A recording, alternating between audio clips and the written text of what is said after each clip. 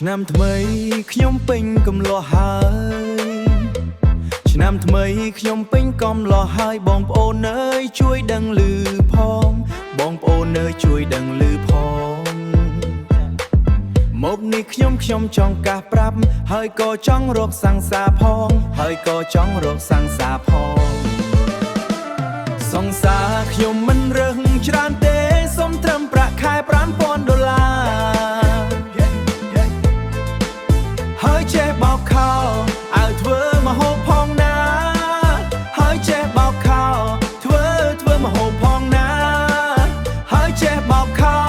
ឲ្យធ្វើម្ហូបផងណា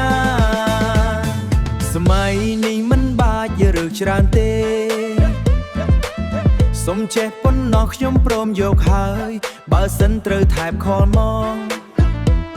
បើសិនត្រូវថែបខលមកបងណា baby បើសិនថែបខលបងណា baby ខលបងណា baby សង្សារខ្ញុំមិនរើសច្រើនទេសុំត្រឹមប្រាក់ខែ$5,000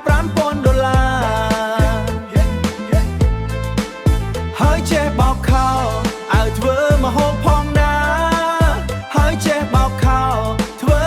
ម្ហូបផងណាហើយចេះបោកខោឲ្យធ្វើម្ហូបផងណា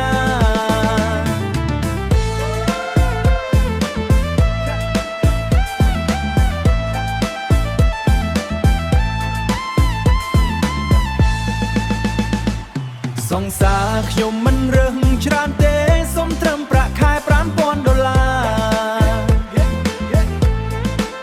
ហើយចេះបោកខោឲ្យធ្វើម្ហូបផងណា